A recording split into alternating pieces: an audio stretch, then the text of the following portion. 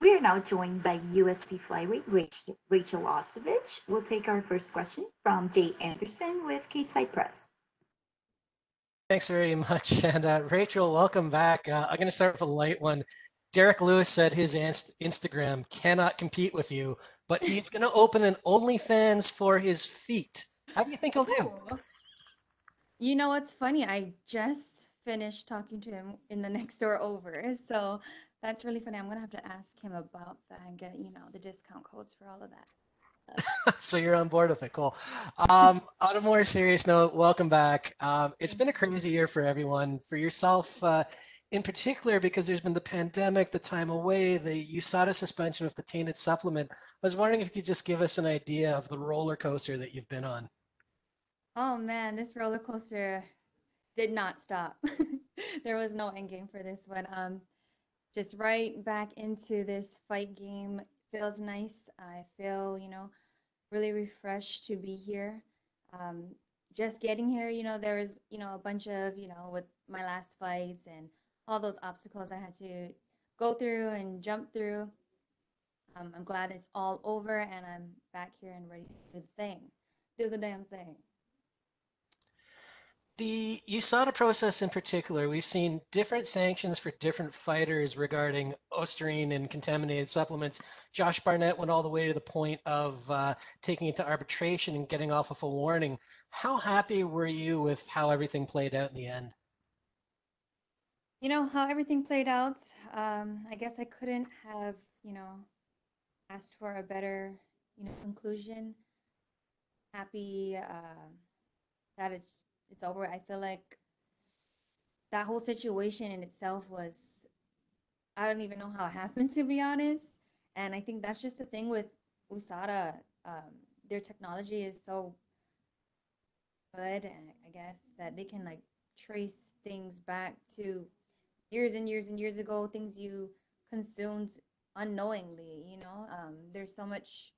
I think this is a problem for the nutrition companies that aren't regulated. I think there needs to bring more awareness out to other fighters and even the general public. I feel like a lot of people are misinformed on USADA and their, especially our sports nutrition industry, I guess, supplement industry. Well, the good news is you're back. I wanted to ask though, what has training camp been like for you during the pandemic in terms of, or in comparison to just a normal camp? With these COVID times, I feel that there's lots of changes. Just being here at Fight Week, there has been tons of changes.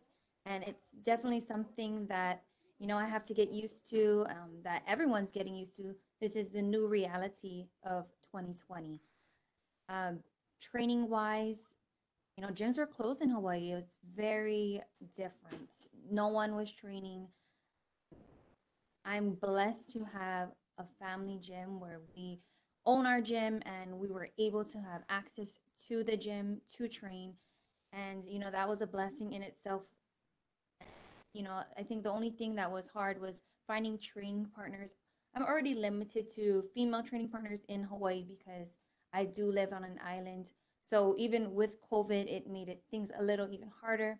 I'm grateful to have such a great support system with my ohana, my family. My brother, he is also a professional fighter.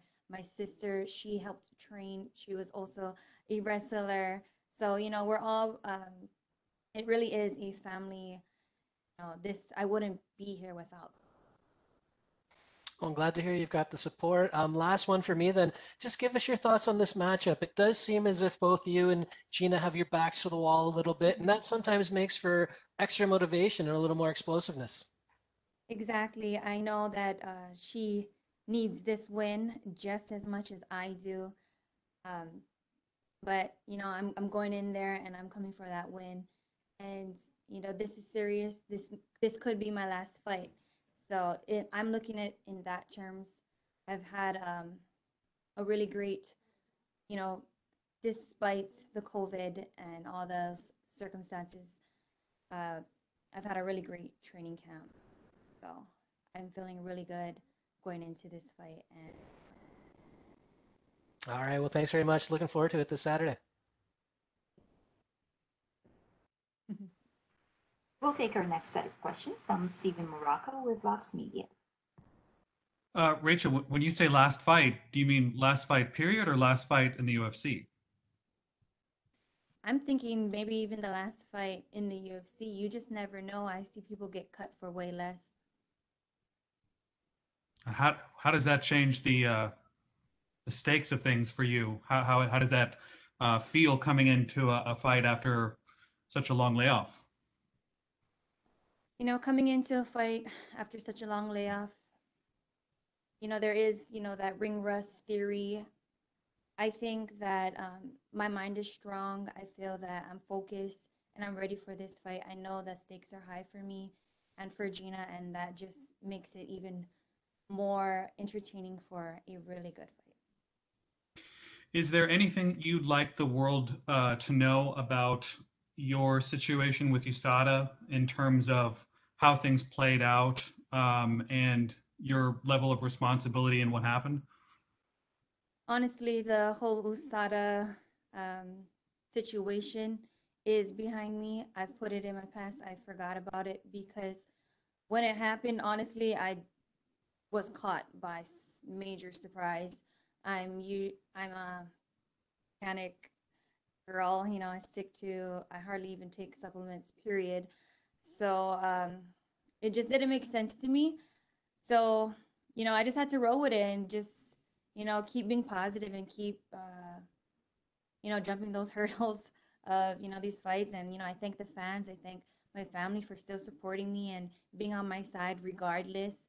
Um, so, you know, it is what it is. And I think that as far as, you know, with USADA and like that, you know, there's a lot of, I get a lot of negative comments from people. I feel like a lot of people aren't educated with the supplement industry on how they are not regulated. So I feel that if people were more, you know, aware of how things work with the supplement industry and with USADA, you know, there would be a better understanding. And even for me, I take responsibility at the end of the day, and I'm more aware. I look at everything now. Like, does this have this label on it? Does this have a label on it? You know, like I cough drops. Nope. Like, can't even go to Jamba Juice to drink their protein drinks. You know, it's come down to that. So I've, you know, something I never thought I'd had to worry about. I worry about now, and I'm a lot more aware of it. So that's that. What was the supplement that or supplements that caused the positive test? Do you know? I believe it was Ostarine. So Well, I mean, what was the actual supplement that you took, like the over-the-counter name? I don't know. Oh, wow. I kind of don't know. A lot of times what they do is they just, you know, you send them whatever you might have, you know, took or digested or what you may have ate, and you know, they make you like jot it down, like what was your food diary, what did you eat from this, and to go back and think maybe 2 months ago, what did I eat on this day, this day, this day. You know, it's almost impossible. I think it's I'm not a fan at all of the whole thing. I do appreciate that they keep the fighters safe and, you know, there's no steroid use, but there is like fine lines where they need to just to. The last one for me. What do you think of? Oh, I'm sorry. Last one for me. What do you think of Paige Van Zant's transition to bare knuckle boxing?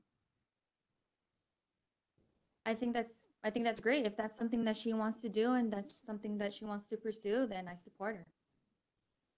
Is that something you've ever considered? Someone has reached out to me to do that. I think even before, maybe like 2 years ago, they reached out, and that's not something that I would want to do at the moment or even in the near future. I love where I'm at and I want to stay here. Thanks.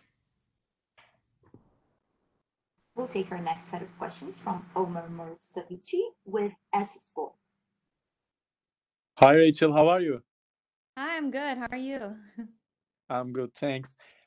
What kind of mental preparation did you come this weekend because you lost too much? I'm sorry, what was that? what your mental preparation in this weekend? Because you lost your last match too much. Mental preparation because I lost too much. Losing is a part of life. A loss isn't a loss unless you're not learning anything. I've learned from every single fight. I learned from every single win. I think it's all about your mindset, and my mindset is strong. I'm ready for this fight, and that doesn't. My record doesn't make or break me at all. I know who I am and what I possess. Yeah, thanks. Uh, you have a lot of fans in Turkey. What would you say to the fans in Turkey? I want to thank my fans all over the world, especially in Turkey. I appreciate you guys standing by my side and supporting me. It doesn't go unnoticed. Thank you. Thank you, Rachel. Next question is from Jim Barcelone with the Miami Herald. Hey, thank you so much. I'm curious, with all that's being said and all you've been through, how appreciative are you to be at this point where you're getting another fight with UFC? And even at a time, did you think like, oh my gosh, this may not happen? You know, it's funny you asked that. I kind of went through this whole fight camp, even this fight week, very positive, very focused, but at the same time, I was like, is this gonna happen? Is this really gonna happen? Is something gonna pop, some another USADA test or COVID test or something? Like you just never know in 2020. So my guard is up, but I'm ready for it all. How do you feel about the MMA game today and your involvement with it? You said this might be your last UFC fight. You don't know. Is moving forward to stay in MMA at some wherever? The plan is to stay in MMA in the UFC. I'm not saying that this is my last fight. I just think that, another loss 3 in a row, that won't be good. I know how that looks. I've seen people get cut for way less. That's how I look at things. And MMA is definitely, I've been doing it for 10 years. That's what I love to do. If they decide me to keep me, even after a loss, which is not gonna happen, I'll be grateful too. And it's kind of like you just have to block out the haters. And hey, I'm doing what I love to do on the best show in the world. So it is what it is. And lastly, for me, the training process for this fight, especially because of what you know now more about diet and supplements and all these things that you had to go through, who knew? And all, did it change your training too, or did you more or less just keep the training the same way as you were training? There was changes with COVID. There was changes in my diet and nutrition. I basically didn't take any supplements, very minimal.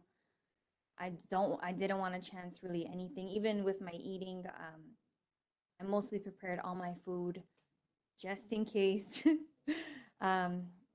Very, very strict on what I consume. Thank you so much. All the best.